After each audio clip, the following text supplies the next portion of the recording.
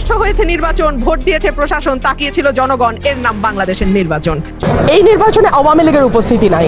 So সেই দিক থেকে দেখতে গেলে বাংলাদেশের মিনিমাম 30% মানুষের রিপ্রেজেন্টেশন নাই।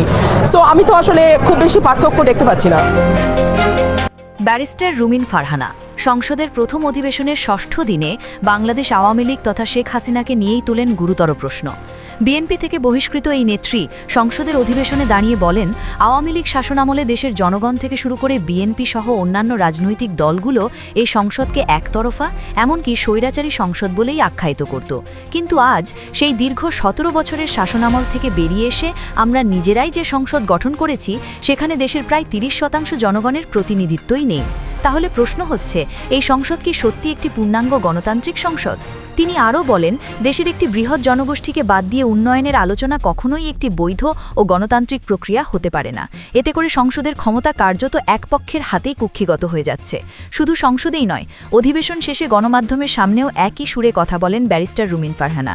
তিনি স্পষ্ট করে জানান, যে সংসদে 30% মানুষের আকাঙ্ক্ষা ও উন্নয়নের কথা বলা হবে না, সেই সংসদ পরিচালনার সময় অবশ্যই এই বিষয়টি মাথায় রাখতে হবে। আমাদের 30% মানুষের কোনো রিপ্রেজেন্টেশন, মিনিমাম 30% মানুষের রিপ্রেজেন্টেশন এই সংসদে থাকবে না, সেটাও আমাদের মাথায় রেখেই সংসদটাতে বসতে হবে, চলতে হবে।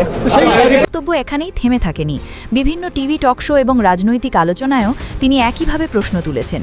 তার মতে, একটি গণতান্ত্রিক দেশে দেশের একটি বৃহৎ রাজনৈতিক দলকে বাইরে রেখে নির্বাচন করা কখনোই যুক্তিসঙ্গত নয়, আর ভবিষ্যতে এর জন্য রাজনৈতিক মূল্য দিতেই হতে পারে।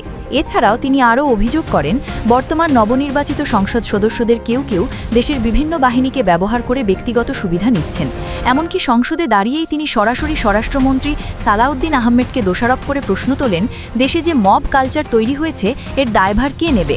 তিনি বলেন, দেশে সন্ত্রাসী কার্যক্রম বন্ধে স্বরাষ্ট্রমন্ত্রীর দৃশ্যমান কোনো কার্যকর ভূমিকা আমরা দেখতে পাচ্ছি না। তাহলে কি প্রতিটি সরকারই এভাবেই সাধারণ জনগণের নিরাপত্তা দিতে ব্যর্থ হবে? ব্যারিস্টার রুমিন ফারহানার এই বক্তব্য মুহূর্তেই রাজনৈতিক অঙ্গনে সৃষ্টি করেছে ব্যাপক আলোচনার ঝড়। দীর্ঘ 17 বছরের রাজনৈতিক জীবনে যিনি সংসদ থেকে রাজপথ সবখানেই অন্যায়ের বিরুদ্ধে সোচ্চার ছিলেন, আজ সেই নেত্রী বিএনপির বিপক্ষে অবস্থান নেওয়ায় হয়েছেন বহিষ্কৃত। তবুও তিনি থেমে থাকেননি। প্রিয় দর্শক, তার এই আপোষহীন অবস্থান শুধু সংসদেই নয়, বরং দেশের সাধারণ জনগণ ও রাজনৈতিক বিশ্লেষকদের কাছেও নতুন করে ভাবার সুযোগ তৈরি করেছে। তিনি যেন আবারও প্রমাণ করে দিলেন, জনগণের সমর্থন থাকলে সত্যের পক্ষে দাঁড়াতে কোনো দলের পরিচয় লাগে না। অন্যায়কে অন্যায় বলার সাহস, সেটাই একজন প্রকৃত নেতার পরিচয়।